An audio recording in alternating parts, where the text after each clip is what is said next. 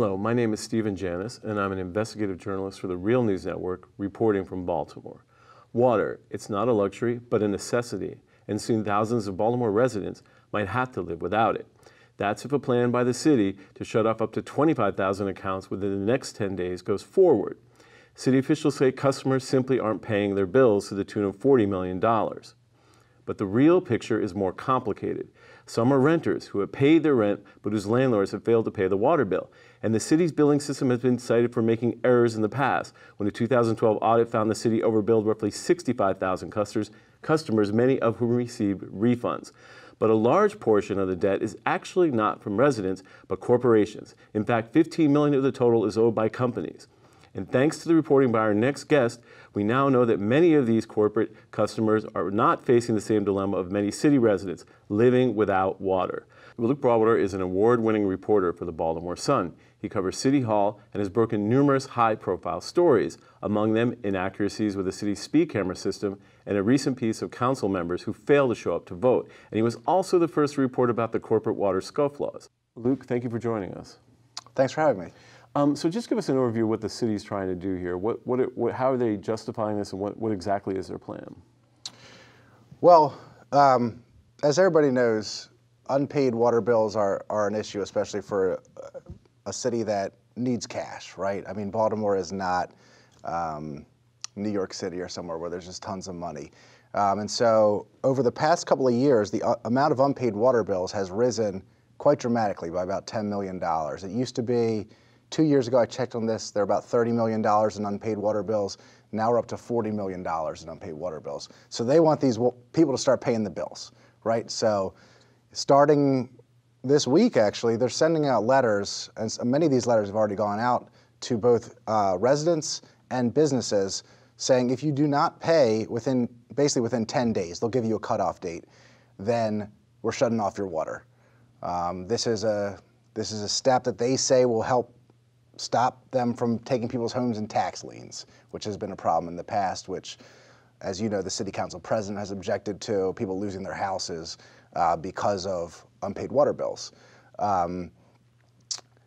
Now, that presents some issues because commercial properties, there's about 200 out of these 25. And you did some research. Well, you did some research on that in terms of that a large part of this money is not just consumers or residential customers, but actually businesses, right?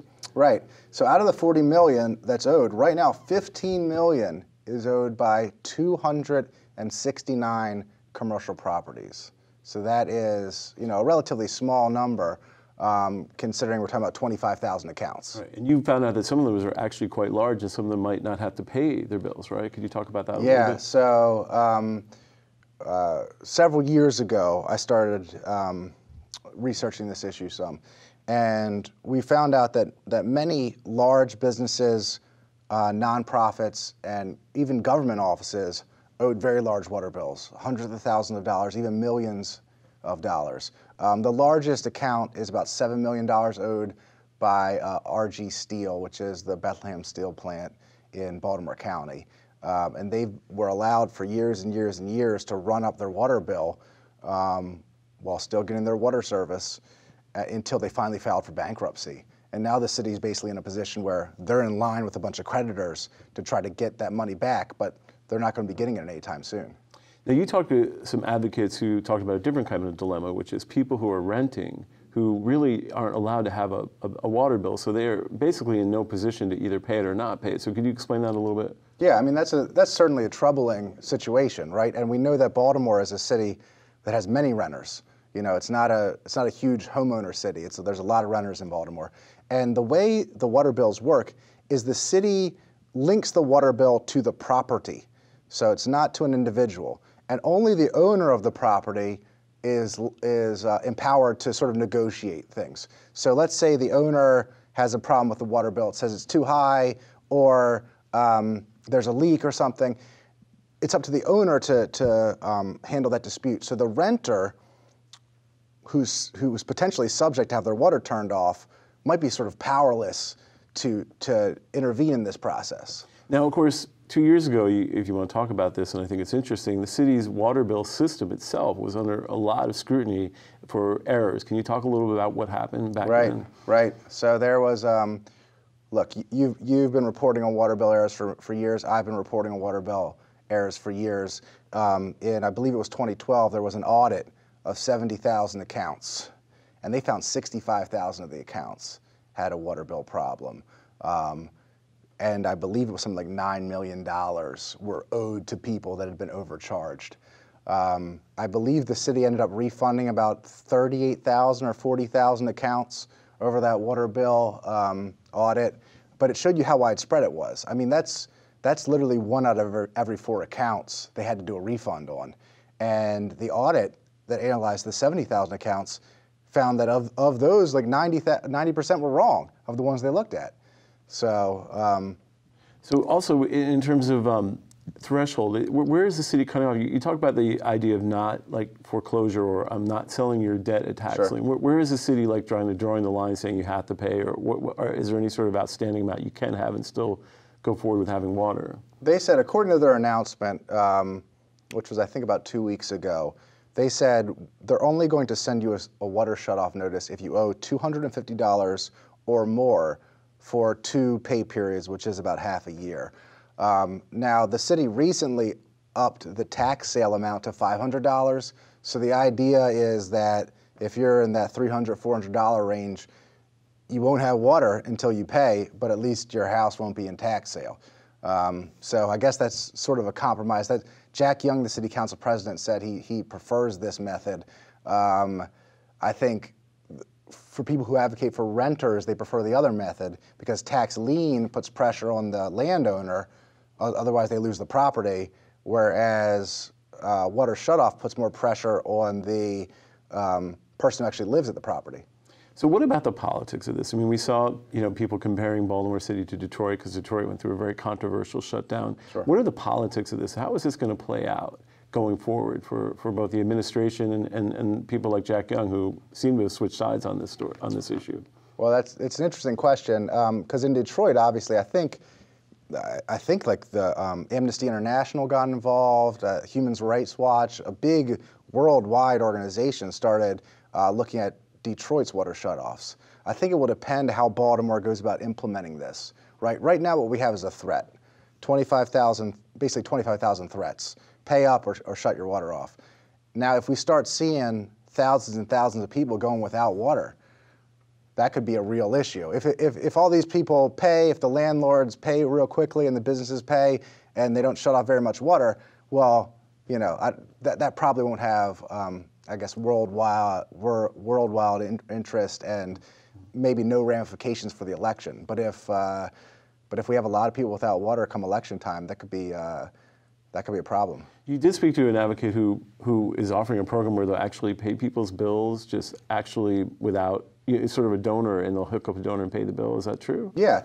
So one thing we wrote about, as you mentioned, was in Detroit there was a nonprofit called the Detroit Water Project. And what they did was anybody who needed help with their water bill in Detroit would sign up to this website. And anybody who wanted to volunteer would sign up for this website. And basically what they would do is they would match people up. So a donor would actually go on to the city of Detroit's website and pay the bill of somebody who needed help.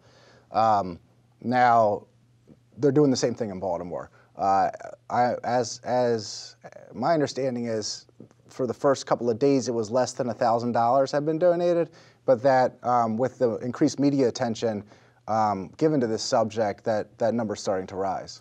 Now, could you talk a little bit about, you are in the process of attempting to get more information because there are about 300 or 400 accounts which represent the bulk. Could you talk a little bit about your further investigative reporting on this? Right. So as I said earlier, I think it's 369 accounts that owe the $15 million. We know the one is $7 million from RG Steel, so we know about half. But what are the other accounts, right? I know from a few years ago we tracked down that the zoo owed money, that W.R. Grace owed money, that a big condominium owed money, on and on, that Fort McHenry owed money, things like that. I don't know what the current status is. So I filed a MPIA, a Public Information Act request. I think that's been pending for about 2 weeks. So the city has 2 more weeks to respond. I don't see why it's taking so long, to be honest. I think that could be something that they could get to me within a day. But as soon as I get that information, I plan to publish it and let the readers know which are the businesses that haven't paid their bills. Well, Luke, we'll look forward to reading your reporting. Thank you for reporting on this issue, and thanks for coming in and talking to us. Thanks, Stephen. My name is Stephen Janis. I'm an investigative journalist for the Real News Network, reporting from Baltimore.